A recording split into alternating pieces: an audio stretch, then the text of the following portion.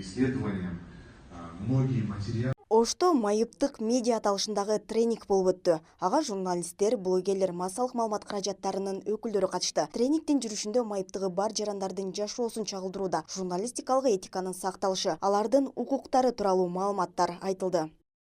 Бизде деген негизи Кыргызстанда ошо 4 модель бар да, кайрымдуулук, медикалык жана социалдык жана маданий моделдер.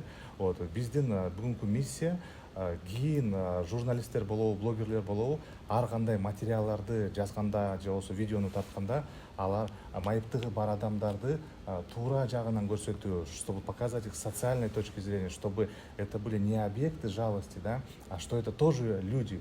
Мисалы үчүн Кыргызстанда 217 миң майыптыгы бар адамдар жашайт. И это люди, которые не являются какими-то другими людьми. А ошондой эле адамдар точно так же имеют права, как заложено у нас в Конституции. И они имеют право на такую же жизнь, как и все люди. Майыптык темасын чагылдырууда массалык маалымат каражаттарынын өкүлдөрү майыптыгы бар адамдарга карата коомдун пикиринин өзгөрүшүнө, алар туш болгон физикалык, маалыматтык, социалдык жана психологиялык тоскоолдуктарды жоюуга өбөлгө болушу керек. Бирок эксперттер көпчүлүк журналисттер жогорудагы айтылган талаптарды сактабай тургандыгын билдирди.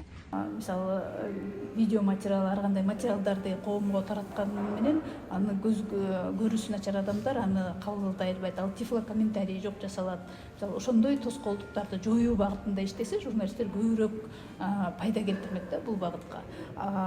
Майыптыгы бар адамдардын алсыздыгын көрсөтө берген бул мурунку болуп аткан стереотипти ан сайын бекемдейт дагы. Бул ар тараптан зыяндуу көрүнүштө.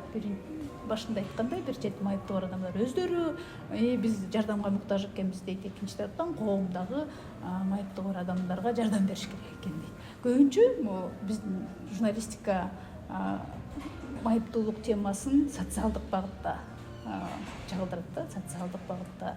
Булардын жөлөк пулу аз, буга жетпейт, жөлөк пул майыптарга көбөйтүлдү, минтилди, ушундай багытта көбүнчө. Анан сүрөттөрдү колдонгондо дагы алсыз, жардамга муктаж, кайгылуу сүрөттөрдү колдонушат. Бул дагы элдин билинбей туруп эле аң сезимине таасир эткен нерселер. Тренингдин катышуучулары бүгүн буунун майыптардын укуктары жөнүндөгү конвенциясы менен таанышты. Бул аларга майыптык темасын чагылдырууда жардам берерин билдирди. Чындап эле бул майыптыкты медиада чагылдырууда мен ушул нерсени байкадым. Бизде ошол кайсы бир стереотиптердин негизинде чагылдыруулар тилекке каршы аябай көп экенин байкадым. Андан кийин бүгүн мына биз буга чейин ошо майыптыкты мүмкүнчүлүк чектелген деп толук мына ушул менен синоним катары карайт экенбиз да. Көрсө майыптыгы жок болуп туруп деле мүмкүнчүлүгү чектелген болушу мүмкүн экен, же ошол учурда майыптыгы бар болуп туруп мүмкүнчүлүгү чектелбеген деле болушу мүмкүн экен да. Ошол нерсени биз түшүндүк. Андан кийин биз ошол майып же мүмкүнчүлүгү чектелген деген терминди колдонуп атканда өтө абайлап колдонушубуз керек экен. Ошол андан көрө ушул майыптыгы бар деген сөздү колдонгон бүгүнкү күндө туура экенин түшүндүк. Андан кийин бул ошо Бириккен Улуттар уюму тарабынан бул майыптыгы бардыгы боюнча ошол концепцияны үйрөнүп жатабыз азыр. Ошол бул эми бирок тар чөйрөдө эмес, мына Кыргызстандын баягы өлкөбүздүн бардык коомдо бул нерсени жакшынакай бир түшүндүрүү иштерин жүргүзүш керек экен деп. Жакында гана тең иште тиркемеси ишке кирген. Ал жакта майыптыгы бар жарандар өзү тууралуу маалыматтарды чыгарып, жумуш берүүчү жактар менен сүйлөшүп, иш менен камсыз болсо болот. Кыргызстанда 217 миңден ашык майыптыгы бар жарандар бар. Жаңылай Каныбек кызы, Азам Бузрыков, ОТРК Ош.